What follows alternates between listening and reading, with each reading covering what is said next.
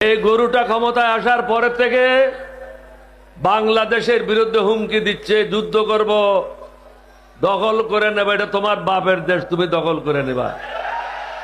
বিদেশি দালালদের কারণে আমরা গত 19 বছর অনেক কষ্ট পেয়েছি।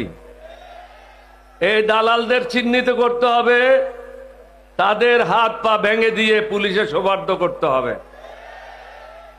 এখানে দেখতে হবে শুভেন্দুর কোনো ফলোয়ার আছে কিনা।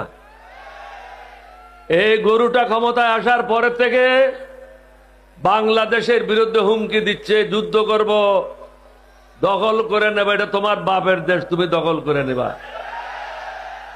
আর আমরা যদি বলি আমরা আসাম, ত্রিপুরা, মেঘালয়, 7 সিস্টার সব দখল করে নেব, তখন কি বলবা? আমরা তো সেটা বলছি না। আমরা বলি যে আমাদের ঘরে আমাদেরকে শান্তিতে থাকতে দাও, তুমি তোমার ঘরে শান্তিতে থাকো, তোমার ব্যাপারে আমরা কোনো হস্তক্ষেপ করব না, এটা তোমাদের আভ্যন্তরীণ ব্যাপার।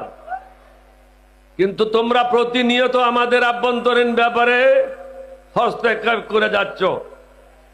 বাংলাদেশকে অশান্ত করার ব্যাপারে ভারত এখন নতুন পদক্ষেপ নিয়েছে। শহীদ রাষ্ট্রপতি জিয়াউর রহমানের সময় কাদের সিদ্দিকী সহ আওয়ামী লীগের অসংখ্য নেতাকর্মী ভারতে আশ্রয় নিয়ে ব্রাহ্মণবাড়িয়া থেকে আরম্ভ করে ময়মনসিংহ পর্যন্ত বর্ডার অস্থিতিশীল করেছিল। এটাকে ঠিক করতে আমাদের অনেক কষ্ট হয়েছে। তৎকালীন ভারতের প্রধানমন্ত্রী, উনার সাথে কথা বলে, উনি খুব ভালো লোক ছিলেন, ভদ্রলোক ছিলেন, উনি এই সমস্যা নিজেই সমাধান করেছিলেন। কিন্তু এখন ভালো লোক, ভদ্রলোক ভারতে ক্ষমতায় নাই। মানুষকে, মুসলমানদেরকে নামাজ পড়তে দিচ্ছে না, মসজিদ ভেঙে দিচ্ছে, ঘর বাড়ি জ্বালিয়ে দিচ্ছে। আমরা তো কোরআন মানি, সুন্নাহ মানি, যার কারণে প্রত্যেক ধর্মের মানুষকে আমরা নিরাপত্তা নিশ্চিত করছি।